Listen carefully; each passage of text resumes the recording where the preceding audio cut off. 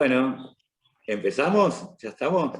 Sí, sí, está ahí el doctor Barocelli con vos, ahí en línea. Ujú.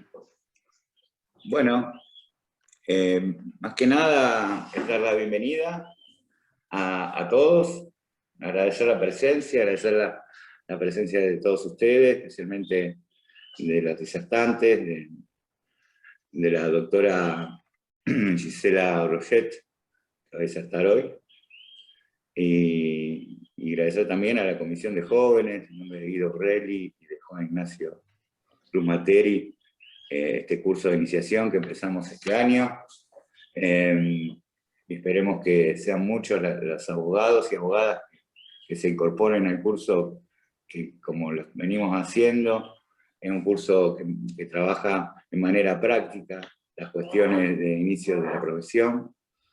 Y bueno, solamente eso, darle la bienvenida y espero que puedan disfrutar y aprovechar de los diferentes disertantes que van a estar en el transcurso del año en este curso. Muchas gracias a todos. Bueno, gracias Marcelo. Yo le voy a hacer la palabra al doctor Borrelli, que es el presidente de la Comisión de Jóvenes y Nobles, y nuevamente después le voy a hacer la palabra al doctor Fioranelli, salvo que quiera agregar o decir algo, Marcelo. Bueno, nada, yo voy a ser muy escueto, espero que tengamos un gran año del curso de iniciación profesional. Antes que nada, bueno, agradecerle a Marce en parte de su presidencia del Colegio de Abogados por siempre darnos todo el apoyo, agradecerte a vos, Juani, por la organización de este curso en tu carácter de secretario académico del colegio, y bueno, antes que nada darle la bienvenida a Sebastián Barocelli, que es quien va a dar mi primer demanda de consumo en esta primera clase del curso de iniciación que vamos a dar todos los martes y jueves, con todas materias netamente prácticas, y todos se pueden ir con las herramientas de cómo hacer una sucesión, cómo hacer una jubilación, cómo hacer un divorcio, o cualquier inquietud que tengan, fuera de la parte teórica, yendo un poco más a lo práctico. Así que bueno, espero que encontrarlos y que estén durante todo el curso, siempre y cuando sea una materia que a ustedes les atraiga. Desde ya que de la Comisión de Jóvenes estamos a disposición para todo lo que requieran, cualquier duda que tengan, siéntanse que es un lugar para cualquier consulta, hasta cómo generar un bono para pagar en el colegio. Estamos para todo, la idea es ayudarlos y entre todos poder ser mejores colegas, es la intención. Así que, bueno, desde ya, gracias Juan y gracias Marce y Sebastián, nada, te estaré escuchando y bienvenido y muchas gracias por estar acá. Bueno, sí, justamente agradecer también al doctor Sebastián Barocelli, que es el director nacional de Defensa del Consumidor, y estamos muy agradecidos, que es un honor para nosotros tenerlo en esta charla. Muchas gracias. Gracias, Marcelo. Y bueno, el doctor Barocelli muy gentilmente nos ha hecho un hueco en su más que frondosa y apretada agenda. Y ya, bueno, la verdad que podemos decir que con placer, es la segunda vez que, si mal no recuerdo, doctor, que viene a una charla de nuestro colegio. Y el doctor en su momento, vos Marcelo te acordarás, le dimos la distinción de la medalla del colegio. Así que Sí. con mucho honor, y seguramente se dio vuelta para buscarla, quizás. Ahí está, sí, sí, porque el doctor me comentó que la tiene en un lugar selecto, la medalla que nosotros le entregamos hace unos años, del Colegio de Abogados de Zárate Campana. A ver, doctor.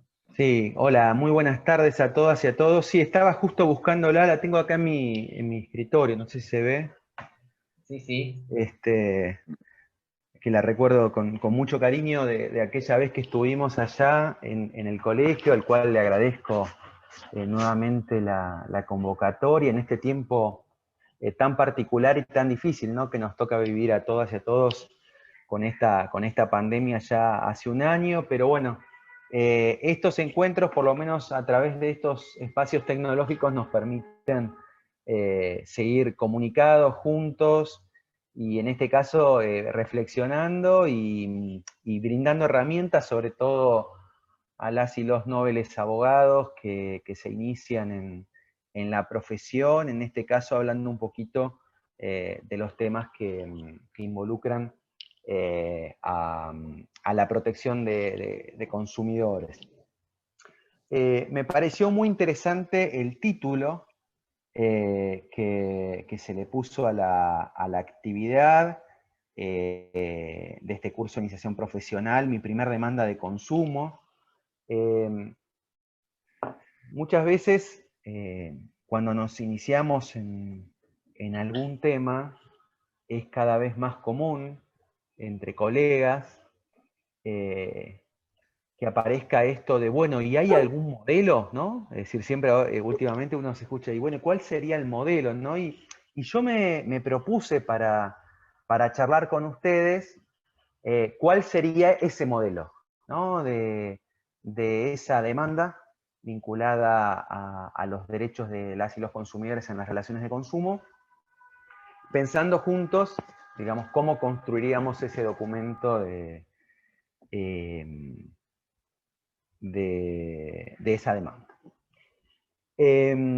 Obviamente que, en primer lugar, yo creo que más allá de las formalidades que tiene toda demanda, ¿no? Donde identificamos a quién es el peticionante, donde se relatan los hechos, el primer punto siempre de una demanda en general y de consumo en particular es, bueno, la fundamentación en el derecho. Y ahí encontramos, a mi modo de ver, el elemento fundamental que tiene toda demanda en materia de consumo, que es acreditar, en primer lugar, que estamos frente a justamente la categoría delimitadora del ámbito de aplicación del derecho del consumidor, que es la relación de consumo. Es decir, tenemos que, en nuestro escrito, delimitar aquellos extremos que materializan esta categoría, la relación de consumo, que es caracterizada como el vínculo jurídico entre un consumidor y un proveedor, ¿no? Entonces,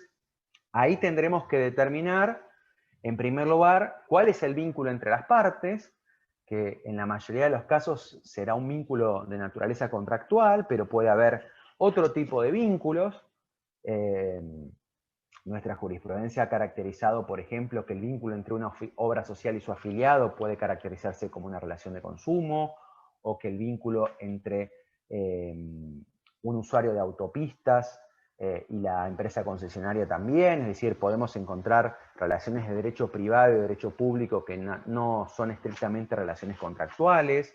Nos podemos encontrar también con, frente a prácticas comerciales del proveedor, como puede ser la publicidad, el marketing, donde no hay anudado un contrato o estamos en lo que típicamente llamábamos la etapa precontractual, o también ante situaciones donde quizá lo que tenemos es un mero contacto social entre las partes en la etapa precontractual, en la etapa postcontractual, o sin ningún vínculo de naturaleza contractual entre las mismas.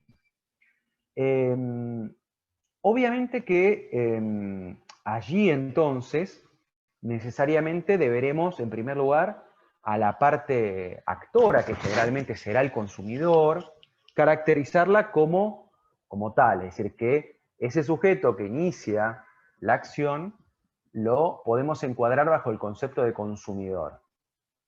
Si tuviéramos que determinar cuál es el elemento que caracteriza a un sujeto como consumidor, diríamos que el concepto de consumidor se construye en el derecho argentino sobre la idea de destino final, ¿sí? Es decir, lo que determina que un sujeto pueda o no ser emplazado bajo la categoría de consumidor es que esa persona que adquirió o utilizó un bien o servicio de manera gratuita o onerosa, lo haga como destinatario final. ¿Qué quiere decir esto? El concepto de destinatario final implica que la persona, respecto del bien o servicio, en primer lugar, no la revenda, no la vuelva a insertar en el mercado. Es decir, lo que denominamos el destino final fáctico.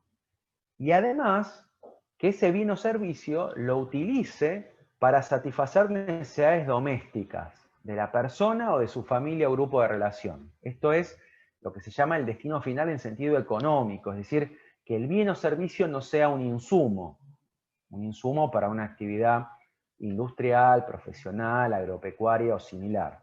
Entonces, supongamos que tenemos el hecho de que alguien compró un paquete de harina y supongamos tiene una consistencia defectuosa ese producto. ¿Va a ser esa persona, puede caracterizarse como consumidora? Bueno, depende. Si yo compré el paquete de harina para revenderlo en un almacén, no soy consumidor, porque no hay destino final en sentido fáctico. Si yo ese paquete de harina lo compré para hacer pan en una panadería, tampoco hay relación de consumo, porque no hay destino final en sentido económico. Es decir, ese bien lo utilizo como un insumo de una actividad productiva. Ahora bien, si yo ese paquete de harina lo compré para hacerle una torta a mis hijos, ahí sí hay destino final, tanto en sentido fáctico como económico, y entonces podemos emplazarnos en ese caso como consumidor. Lo interesante es que nuestra legislación comprende el concepto de consumidor no solamente cuando la persona adquiere el bien, es decir, cuando es parte de un vínculo contractual, sino también cuando lo utiliza porque, por ejemplo, lo recibió como un regalo o porque lo compró alguien de su grupo familiar. Lo mismo cuando el sujeto está expuesto a prácticas comerciales del proveedor sin tener vínculo directo con él mismo. Entonces, ahí ya tenemos el primer elemento, que es acreditar la existencia de una relación de consumo y que, al menos la parte actora, es caracterizada como consumidora. Luego también es importante, en segundo término, caracterizar a la demandada como un proveedor. El concepto de proveedor en el derecho argentino, como ustedes saben, implica a todos los actores de la cadena de comercialización de bienes y servicios. Es decir, si ustedes me preguntan cuál es el elemento que determina que un sujeto sea o no sea proveedor, está dado por desarrollar lo que llamamos un acto de mercado, que la legislación, a título enunciativo, nos da algunos ejemplos. Es decir, cuando produce, cuando importa, cuando distribuye, cuando comercializa, cuando intermedia, cuando pone la marca, en fin. Las diferentes etapas de la cadena de valor de un bien o servicio, entonces involucra a todos esos sujetos como proveedores. Y lo interesante es que más allá del tipo de reclamo, ya sea por un incumplimiento contractual, por una situación de daños por el bien, por un tema de garantías o por incumplimiento de los derechos, todas esas situaciones vamos a ver que tienen como otra característica la responsabilidad solidaria de todos los actores de la cadena de comercialización. Entonces, cuando identifiquemos entonces la legitimación pasiva, tendremos, por tanto, en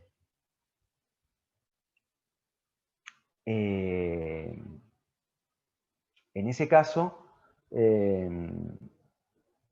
tenemos que encuadrar a uno o más sujetos, entonces, como proveedores.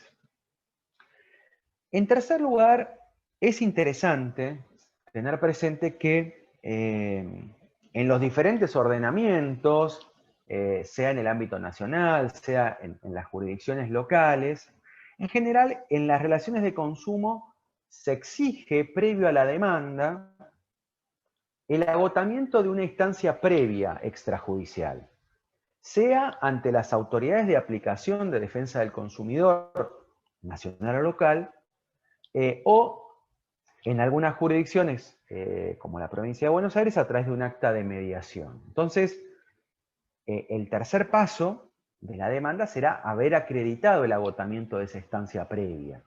Es decir, acompañando el acta, ya sea de COPREC, de la autoridad local de aplicación, o de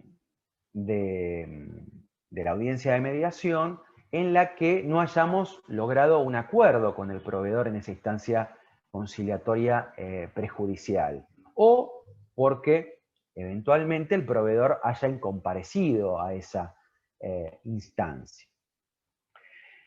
Otra cuestión que me pareció importante comentarles a ustedes, porque cuando ha proliferado esto de la protección al consumidor, muchas veces se concibe la protección del consumidor como lo que yo llamo una ley comodín, ¿no? Es decir, no, de esto me interesa extender el plazo de prescripción o comprender a más sujetos, pero no se dimensiona lo que implica justamente caracterizar a un vínculo como una relación de consumo y cuáles van a ser los efectos jurídicos de ese encuadre. En ese sentido, quería identificarles a ustedes tres cuestiones. Una cuestión principiológica, una cuestión sustantiva y una cuestión procedimental o adjetiva. En cuanto a lo principiológico, es interesante que siempre que esté caracterizado un vínculo como de consumo, van a resultar de aplicación los principios del derecho del consumidor. Estos principios podemos condensarlos fundamentalmente en quizá el más importante, que es el principio protectorio, que surge del propio artículo 42 de la Constitución Nacional, que está también mencionado en la Ley de Defensa del Consumidor, en el Código Civil y Comercial de la Nación, y que implica una regla de interpretación y una regla de aplicación del derecho. Como regla de interpretación, el principio protectorio se desplaza en lo que se llama la regla indubio pro consumidor. ¿Qué quiere decir esto? Que ante el caso de duda de la interpretación de la ley, de la interpretación del contrato, de la prueba, de la legitimación, siempre el juez deberá privilegiar aquella interpretación más favorable al consumidor. Y en segundo lugar, el principio protectorio se perfila en otra regla, que es la regla de la norma más favorable al consumidor. Si dos o más normas proponen soluciones diferentes y esas normas podrían ser aplicables a esa relación jurídica, aplicaremos aquella norma que sea la más favorable al consumidor, con independencia de si esa norma es general o especial, anterior, posterior, superior o inferior. Entonces, ese aspecto sería el que llamamos el aspecto principiológico de la demanda de consumo. Luego tenemos el aspecto sustantivo, que es la aplicación de las normas del derecho del consumidor. Más allá de que en el derecho común esa relación que queremos peticionar puede implicar un supuesto de incumplimiento contractual, de daños y perjuicios. Lo cierto es que desde el derecho del consumidor existen normas tanto en materia de reconocimiento de derechos, como son los derechos que ya la propia Constitución reconoce en cabeza de los consumidores y que por tanto se insertan por la fuerza del orden público como obligaciones de los proveedores. Esos derechos son el derecho a la información, el derecho al trato digno y equitativo, a la protección de la salud y la seguridad, a la protección de los intereses económicos, a la libertad de elección, como también las diferentes normas sustantivas, tanto en materia de daños, donde el sistema del derecho de consumidor tiene sus propias vicisitudes en cuanto al incumplimiento del proveedor, en el artículo 10 bis, en cuanto al régimen de garantías, en los artículos 11 a 19, en cuanto a la obligación de seguridad, en los artículos 5 y 6, o ante el riesgo o vicio del acoso del servicio, en el artículo 40, como también otro instituto muy importante que es la posibilidad de la invocación de los daños punitivos que da el artículo 52 bis ante las situaciones de daños. Como también decía anteriormente, las vicisitudes procesales propias que tiene el derecho del consumidor, que las menciona el artículo 53 de la ley, que son, en primer lugar, que los procesos de consumo por regla se aplica el procedimiento más abreviado de la jurisdicción, es decir, en la mayoría de los casos el procedimiento sumarísimo, salvo que la otra parte acredite fundadamente que requiere de un proceso más extendido. En segundo lugar, el beneficio de gratuidad, es decir, por regla, las demandas de consumo son para el consumidor gratuitas. Esto implica la exención del pago de tasa de justicia y que en el caso de ser vencido no podrán aplicársele las costas en su contra. La intervención obligatoria del Ministerio Público en todas las demandas de consumo, entonces tendrá que dársele vista al fiscal, tanto en las demandas individuales como en las demandas colectivas.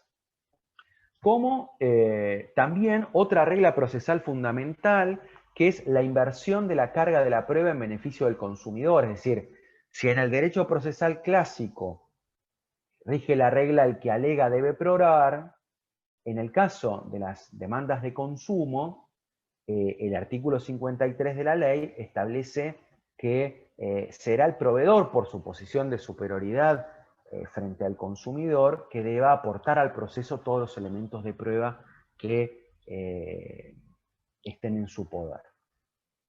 Así que un poco estas eran las ideas que tenía para compartir con ustedes. Entonces, brevemente podemos repasar. Entonces, siempre es importante acreditar de manera expresa la existencia de una relación de consumo, emplazar a un sujeto como consumidor, a los demás sujetos como proveedores, acreditar el agotamiento de la instancia previa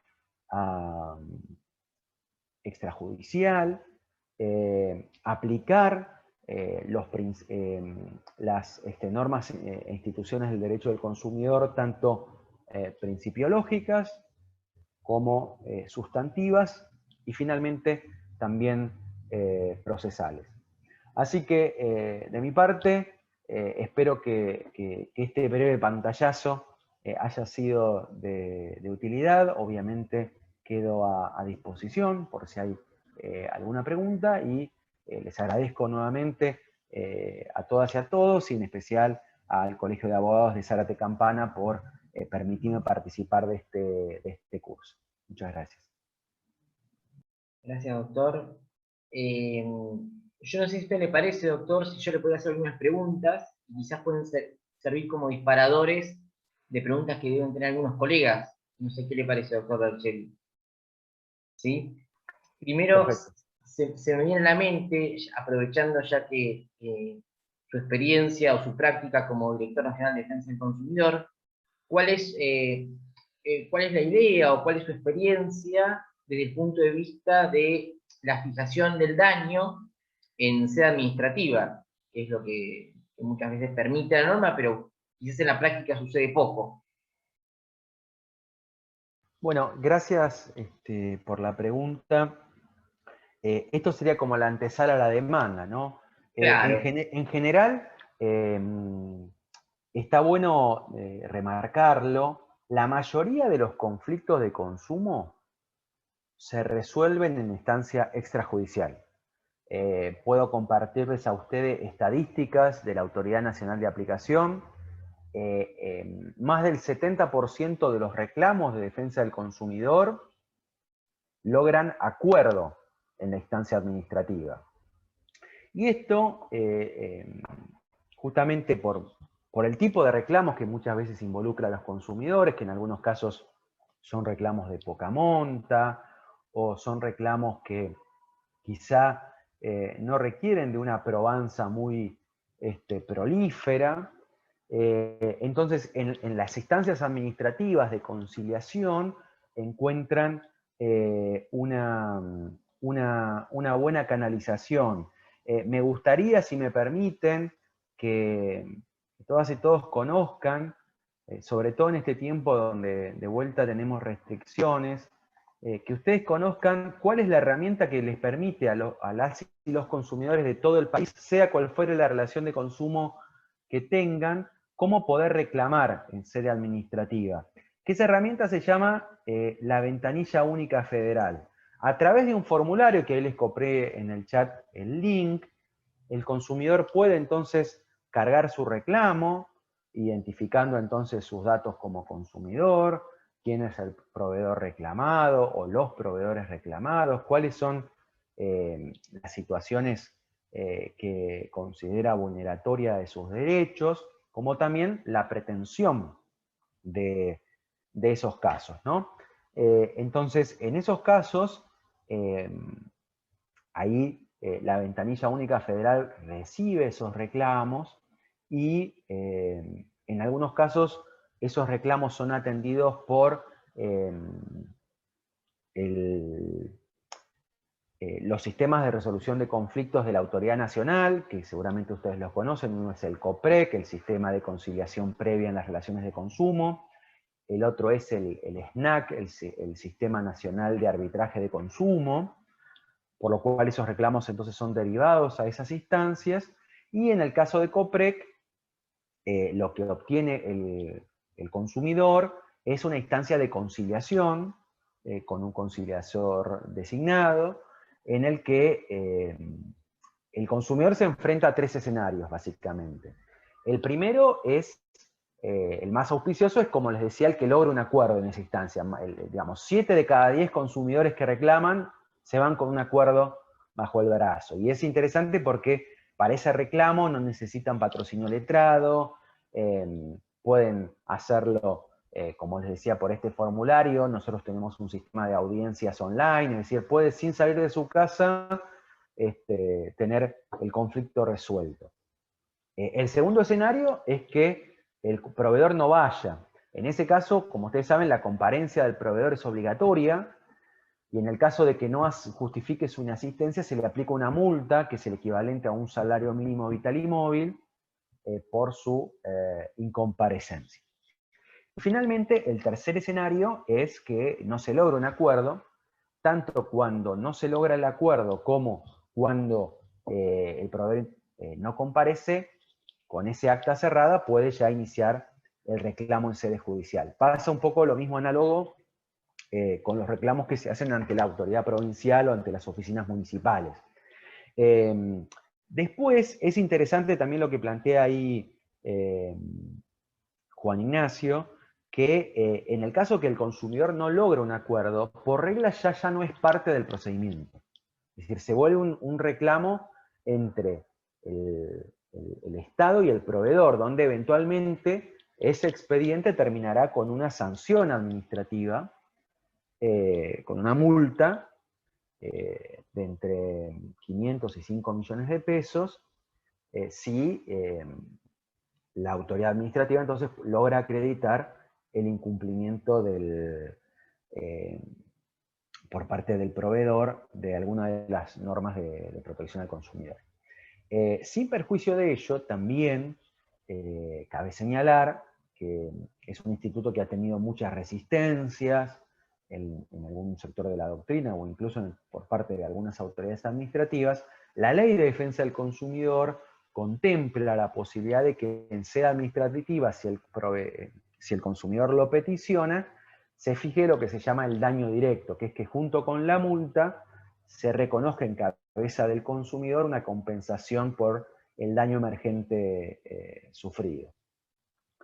En tanto que también me parece interesante, en el caso de que el reclamo vaya al sistema de arbitraje de consumo, ahí, como ustedes saben, el arbitraje es un sistema voluntario, alternativo a la sede judicial, en la que algunas empresas de manera voluntaria han adherido, por lo cual que si la empresa está adherida voluntariamente, el consumidor puede reclamar, y en caso de no lograr un acuerdo conciliatorio, ahí sí puede irse bajo el brazo con una resolución del caso, con un laudo arbitral. Acá el doctor Cruz, que es árbitro de los tribunales arbitrales de consumo, les podrá contar también un poco cómo es eso, más en detalle.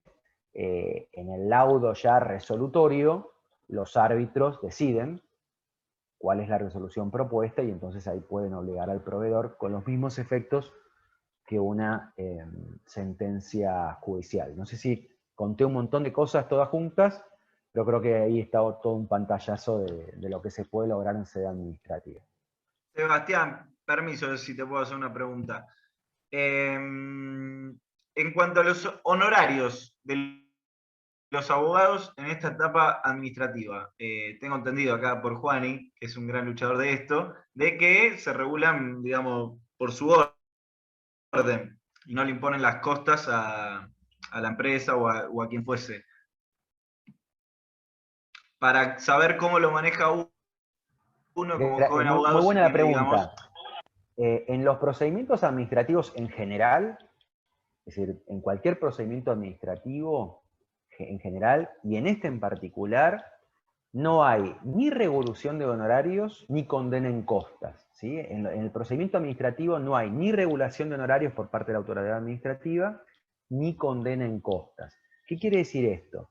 Que si, en este caso, el consumidor concurre con un abogado de su confianza a la sede administrativa, obviamente que está a su cargo los honorarios del colega, sin perjuicio de que pueda ser objeto de la negociación, que como parte del acuerdo se incluya afrontar los honorarios del abogado del consumidor. Pero ahí nuevamente es parte de la negociación del acuerdo. Es decir, en caso que no forme parte de la negociación del acuerdo, es decir, o que no se logre en el acuerdo, ya será el vínculo que tenga el consumidor con su letrado. Le hago una consulta más, doctor Badocheri. Cuando hablaba de la fijación del daño o de la multa, en sea administrativa, esa multa, una proporción va en cabeza del consumidor, vuelve hacia él, o la multa queda directamente, porque es una duda que tienen muchos profesionales, o queda solamente para el Estado. La pregunta es, porque muchas veces quizás el caso es de poca cuantía, y el costo de llevarlo a juicio, ¿sí? Muchas veces es alto, entonces uno puede jugar la carta y decir, bueno, espero una sanción y quizás tenga una retribución al consumidor. Bien, muy bueno tu aporte, Juan. Eso es una confusión, porque a veces después de la instancia conciliatoria, para decirlo así llanamente, el consumidor ya es un convidado de piedra. Es decir, si no hay acuerdo, es hasta acá llegamos, váyase de judicial, ¿no? Y esto es interesante tenerlo presente para no generar ninguna expectativa en el consumidor. En el único caso donde la ley establece una parte del destino de la multa al consumidor es en el caso de incomparecencia, la multa por incomparecencia a la instancia conciliatoria, que prevé el famoso tercio en favor del consumidor. Que cabe aclarar que hasta la fecha nunca se pagó eso. Hoy puedo decirles que, Dios mediante, quizá en el próximo tiempo haya buenas noticias en razón de eso. Pero lo cierto es que nunca se pagó hasta ahora eso, desde que se sancionó la 26993 en el año 2014. Así que, como toda multa, es el ejercicio, el resto de las multas, es el ejercicio del derecho administrativo sancionador, que no es más que el poder policial estatal, en este caso en materia de consumo, frente al proveedor, por lo cual lo recaudado de las multas, como ustedes saben, tiene un destino específico en la ley, que es el 50% de eso va destinado a las acciones de educación en consumo y políticas de protección de consumidores, por lo cual ahí no habría ninguna cuestión. Lo que sí es interesante es que el expediente administrativo, y eso tiene que ver con la demanda judicial, puede ser un elemento probatorio interesante en sede judicial, porque si yo pido una copia de ese expediente administrativo para incorporar al expediente judicial en el que se acreditó el incumplimiento del proveedor, seguramente tendré una probanza interesante respecto de la vulneración de los derechos de los consumidores para la demanda individual o colectiva que esté involucrada. Gracias, doctor. Yo tengo una pregunta más, si puede ser, Juanín. Ahí va, dale, Guido. Sí. En provincia, o por lo menos acá, que está la cuestión de la mediación previa obligatoria. Uno, con el acta de cierre de defensa al consumidor, ¿me tienen que ordenar el traslado de demanda en sede judicial igualmente, o sí tengo que pasar igualmente por la etapa de mediación previa obligatoria fuera de la parte administrativa de defensa del consumidor? Porque me pasó recientemente que un juzgado me dijo, previo, vaya a hacer la mediación. Es muy interesante la pregunta. No en todas las jurisdicciones se tiene el mismo criterio. y sobre todo, digamos, haciendo juego con este principio de gratuidad que antes hablamos que tiene el consumidor. En el ámbito territorial de la Ciudad de Buenos Aires, la justicia admite, obviamente, las actas de la autoridad administrativa, y no solamente la admite, sino que incluso ha rechazado que pueda acreditarse a través de la mediación. Eso también pasa en muchas otras jurisdicciones provinciales. En el caso de la provincia de Buenos Aires, no todos los departamentos judiciales tienen un criterio unívoco. Existen fallos, recuerdo, de la Cámara de Mar del Plata, donde ha reconocido la validez del acta de las autoridades, por ejemplo, municipales, pero lo cierto, como les decía, no en todos los departamentos judiciales la postura es uniforme, lamentablemente. Bueno, acá un juez civil y comercial número 2, para el que lo conozca, ex juez de Capital, me pidió la mediación previa obligatoria, así que me tengo que ir a la mediación. Este es el criterio generalizado, Guido, sí. La mayoría de la provincia de Buenos Aires están a pedir la mediación previa obligatoria. Yo le pregunto al público, no sé si tiene alguna pregunta para el director nacional, lo aprovechamos que está aquí con nosotros. Se pueden desmutear, pueden escribirlo acá en el chat. Hola, buenas tardes a todos. ¿Qué tal, Flor? ¿Cómo estás? ¿Cómo estás, Juani? Hola, Hola. Guido. Espera que pongo los auriculares.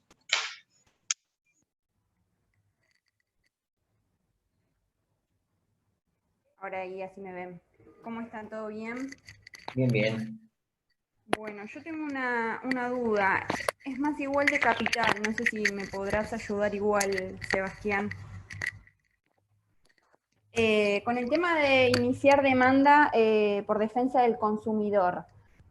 Mi duda es la competencia. ¿A qué correspondería, digamos? Porque tengo un expediente que me lo mandaron en sede comercial. Y es por defensa del consumidor. Bueno, gracias Florencia por la pregunta. Bueno, ahí hay una novedad muy importante a partir de este año, que es el dictado del Código Procesal en las relaciones de consumo por parte de la legislatura de la Ciudad de Buenos Aires. ¿Qué quiere decir esto? Que las demandas que se inicien a partir de este año naturalmente tendrán un fuero único, que era algo que los consumeristas veníamos demandando hace tiempo, justamente para evitar el peloteo de fueros. Es decir, hasta 5 fueros distintos podían ir las demandas de consumo.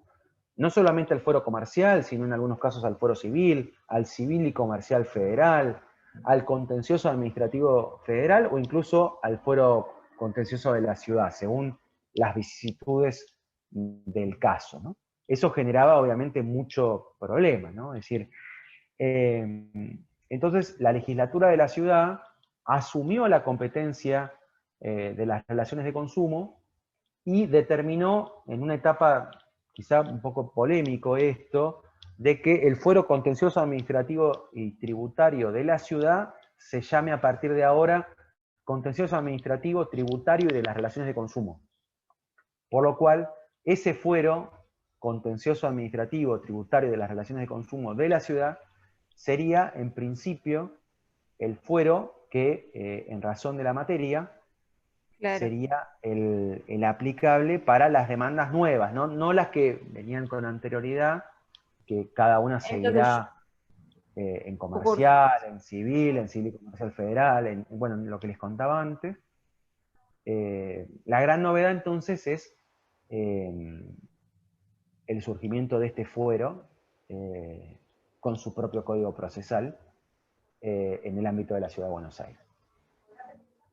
Claro, o sea que no puedo pedir que se remitan, o sea, tienen que seguir en el juzgado que tocó y en el fuero que tocó, digamos. Si la demanda es anterior al 2021, la promoción de la demanda, sí. Porque justamente la propia ley que aprueba el código dice que no podrán remitir los juzgados las causas que tengan en trámite, sino que es para las demandas nuevas. Nuevas, perfecto. para lo que está en trámite sigue su curso donde esté radicado. Bueno, perfecto por la aclaración. Muchas gracias, doctor. Y gracias, Juani, por la invitación. No, gracias a vos, Flor. Sí, generalmente en capitales, como decía el doctor Barochelli, hay una multiplicidad de fueros en razón de la suspicacia que tenga cada una de las demandas, y seguramente te debe haber tocado el comercial, ¿sí? Que uno termina sorteando en la cámara comercial, y bueno, y allí va, ¿no? Pero sí, fíjense el crisol de fueros que nos podían tocar una demanda de consumo, o federal también, ¿no? En el peor del caso, muchas veces. ¿Sí? Yo no sé si hay alguna otra pregunta para el doctor Barochelli, que está con nosotros el director nacional. Bien, piensen de que después en el año el director no lo van a tener y me van a tener a mí, así que no es lo mismo, aprovechenlo, ¿sí? El Pero director van a estar muy bien acompañados igualmente. no lo creo, pero bueno, si quieres alguna pregunta. Si no, yo no sé si tenés un ratito por una pregunta más, aunque sea. Bueno, una última pregunta, si te parece Una hacer. última pregunta, gracias. No, mi consulta era, hoy por hoy, que la mayoría de las compras son de forma deslocalizada, es decir, que uno las hace de su hogar, ¿sí?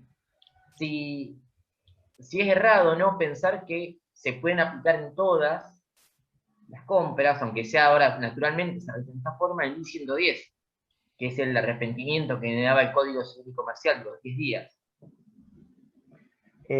Sí, es muy interesante tu pregunta, Juan, y se relaciona un poco con lo que veníamos hablando, que son estos temas de la competencia, ¿no? Es decir, una cuestión interesante es que siempre que estemos ante demandas de consumo en las que estén involucrados sus derechos, rige el principio de la prohibición de prórroga de jurisdicción. Es decir, cualquier cláusula de prórroga de jurisdicción que exista sobre ese tema va a ser considerada una cláusula abusiva de ningún valor. En muchas normas incluso lo dice expresamente. Por ejemplo, en materia de operaciones fuera del establecimiento y a distancia, donde la prórroga de jurisdicción distinta del domicilio del consumidor, es decir, yo compro